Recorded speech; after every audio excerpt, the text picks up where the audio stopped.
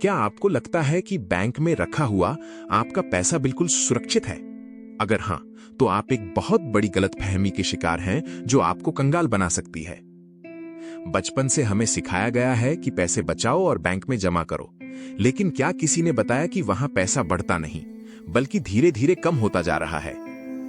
यह एक ऐसी सच्चाई है जिसे बड़े बड़े अमीर लोग अच्छे से समझते हैं, पर आम जनता अनजान रहती है। आज हम इसी केस स्टडी पर गहराई से विचार करने वाले हैं। आइए शुरुआत करते हैं फिक्स्ड डिपॉजिट यानी एफडी से। हमें लगता है कि सालाना 5 या 6% का ब्याज मिल रहा है तो हम फायदे में हैं, पर रियलिटी अलग है। बैंक आपको जो ब्याज देता है वह महंगाई की रफ्तार से बहुत पीछे होता है। जब ब्याज दर कम हो और महंगाई तेज हो तो आपका रियल रिटर्न नकारात्मक हो जाता है।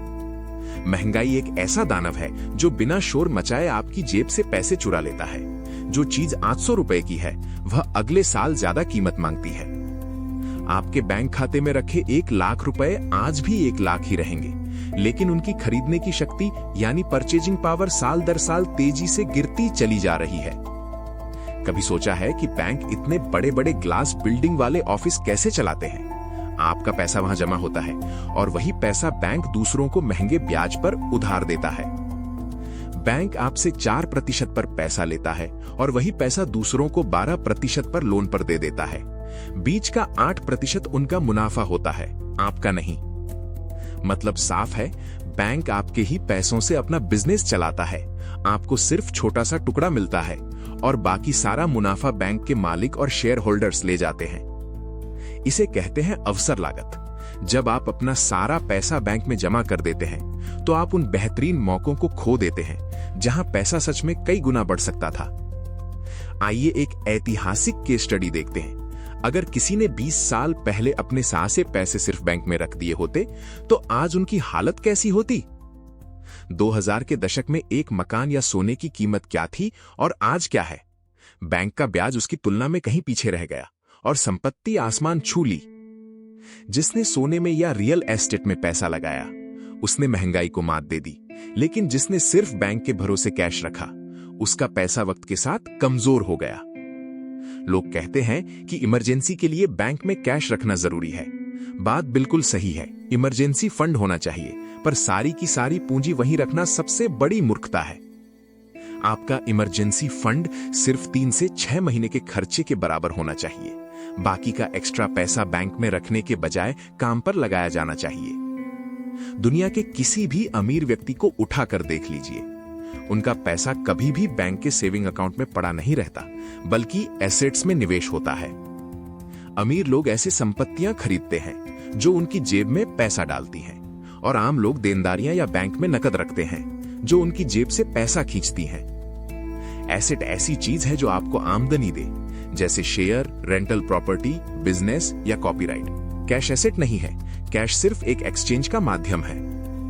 हम बैंक में पैसा इसलिए रखते हैं क्योंकि हमें वहां एक मानसिक सुकून मिलता है।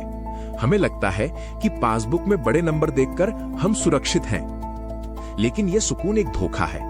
यह वैसा ही है जैसे कोई मरीज बीमारी छुपाकर खुश हो कि उसे दर्द महसूस नहीं हो रहा, जबकि बीमारी अंदर ही अंदर बढ़ रही है। क्या आपको याद नहीं है कि कई बार कितने बड़े बड़े सहकारी बैंक डूब चुके हैं और फिर लोग अपनी ही मेहनत की कमाई निकालवाने के लिए दर दर भटकते हैं? भारत में भी बैंक में जमा हर 1 रुपए की गारंटी नहीं होती। एक निश्चित सीमा तक ही बीमा मिलता है, बाकी का सारा पैसा डूबने का खतरा हमेशा बना रहता है। ऊपर से बैंक आपसे न्यूनतम balance charge, ATM fees, SMS charge और पता नहीं क्या क्या चार्ज के नाम पर हर महीने आपके ही पैसे काट लेते हैं। यह छोटे छोटे चार्ज देखने में आम लगते हैं, पर सालों साल मिलकर ये आपके अकाउंट का एक बड़ा हिस्सा साफ कर देते हैं। यह है बैंक में पैसा रखने का असली नुकसान। और तो और, जो थोड़ा बहुत ब्याज बैंक आपको देता भी है उस पर भी सरकार टीडीएस यानी टैक्स काट लेती है। मतलब ब्याज मिला नहीं कि टैक्स पहले ही वसूल हो गया। हम सबने कंपाउंड इंटरेस्ट यानी चक्रवृद्धि ब्याज की ताकत के बारे में सुना है, पर सोचिए, जब ब्याज ही नगण्य हो तो कंपाउंड इंटरेस्ट भी कुछ खास कमाल नहीं कर पाता। वही दूसरी तरफ, अगर वही पैसा अच्छी कंपनियों के शेयर या म्यूचुअल फंड में लगाया जाए तो वहां कंपाउंड इंटरेस्ट असली जादू दिखाता है, जिसे कंपाउंडिंग कहते हैं। लोग डरते हैं कि शेयर मार्केट में रिस्क है, पैसा डूब सकता है। बात सही है, बिना ज्ञान के रिस्क है, पर बैंक में पैसा रखना भी एक तरह का गारंटीड नुकसान है। मार्केट में रिस्क लेने पर जीतने की संभावना होती है, पर बैंक में कैश रखने पर महंगाई की वजह से हार की गारंटी पहले से ही तय होती है। अब जरा रियल एस्टेट की बात करते हैं। एक जमीन या घर में किया गया निवेश समय के साथ न सिर्फ महंगाई को बीट करता है, बल्कि आपको मासिक किराए की आय भी देता है। जबकि बैंक में रखे पैसे पर आपको कोई रेंटल इनकम नहीं मिलती। वहां आपका पैसा बस चुपचाप बैठा रहता है और बिना किसी काम के सो रहा होता है। अमीर लोग अपने पैसे को नए बिजनेस शुरू करने या पुराने बिजनेस को एक्सपेंड करने में लगाते हैं, जिससे उनका हर एक रुपया एक नए सैनिक की तरह काम करता है।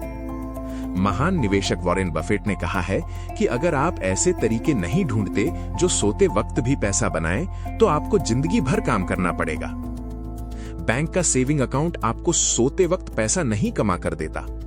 वहां तो उल्टा बैंक आपके अकाउंट से मेंटेनेंस चार्जेस के नाम पर पैसे काट रहा होता है। यही मध्यम वर्ग यानी मिडिल क्लास की सबसे बड़ी समस्या है।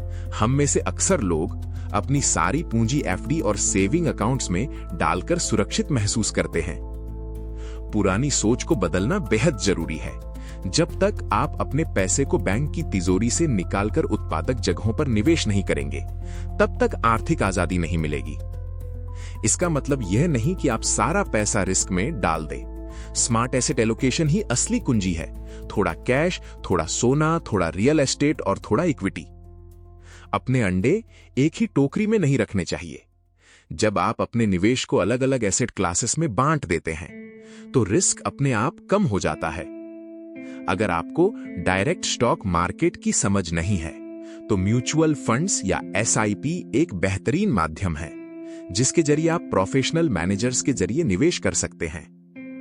मार्केट में टाइमिंग से ज्यादा जरूरी टाइम इन द मार्केट होता है। हर महीने नियमित रूप से थोड़ा थोड़ा निवेश करना लंबे समय में कमाल के नतीजे देता है। एक छोटी सी एसआईपी जो महीने के 5,000 रुपए से शुरू होती है, वही आगे चलकर करोड़ों का फंड बन सकती है, जबकि वही पैसा बैंक में सड़ता रहता। सोने में निवेश करने के लिए फिजिकल गोल्ड रखने की जरूरत नहीं है। सोवरेन गोल्ड बॉन्ड्स या डिजिटल गोल्ड आपको सोने की ग्रोथ के साथ एक्स्ट्रा ब्याज भी देते हैं। अगर आपको बिल्कुल रिस्क नहीं लेना, तो सरकारी प्रतिभूतियां या ट्रेजरी बिल्स बैंक एफडी से बेहतर और सुरक्षित रिटर्न दे सकते हैं, बिना किसी छुपे हुए चार्जेस के। बड़ी बड़ी कॉरपोरेट कंपनियां भी अपना सारा पैसा बैंक करंट अकाउंट में नहीं रखती। वो अपने अधिशेष नकद को लिक्विड म्यूचुअल फंड्स या शॉर्ट टर्म डेट में पार्क करती हैं। जब बड़ी कंपनियां अपने एक एक रुपए को ऑप्टिमाइज कर सकती हैं, तो हम आम लोग अपने छोटे से पोर्टफोलियो के साथ ऐसी गलती क्यों करें? हमारी शिक्षा प्रणाली में कभी यह नहीं सिखाया गया कि पैसा कैसे काम करता है। हमें सिर्फ नौकरी करके बैंक में पैसा जमा करना सिखाया गया है।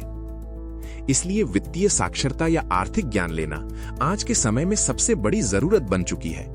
जो खुद नहीं सीखेगा, उसे बाजार और महंगाई दोनों लूट लेंगे। आदतें बदलना थोड़ा मुश्किल होता है, पर जब आपको नुकसान समझ आ जाता है, तो कदम उठाना आसान हो जाता है। आज ही अपने बैंक बैलेंस की जांच कीजिए। जितना पैसा इमरजेंसी के अलावा जरूरत से ज्यादा पड़ा है, उसे तुरंत अलग कीजिए और अच्छे एसेट्स में शिफ्ट करने की योजना बनाइए। कल पर कुछ मत छोड़िए, कल कभी नहीं आता। जो फैसला आज आप लेंगे, वही आपके आने वाले कल की आर्थिक स्थिति को तय करेगा। बैंक से पैसा निकालकर सही जगह लगाने का छोटा सा कदम आपको आने वाले 12 महीनों में ही फर्क दिखाना शुरू कर देगा। जब आपका पैसा आपके लिए काम करता है, तब आपको पैसे के लिए काम नहीं करना पड़ता। यही असली आर्थिक स्वतंत्रता की परिभाषा है। तो इस केस स्टडी का निष्कर्ष यह है कि बैंक में सिर्फ उतना ही पैसा रखे जितना जरूरी हो। बाकी पूंजी को एसेट्स में बदलकर महंगाई को मत दे।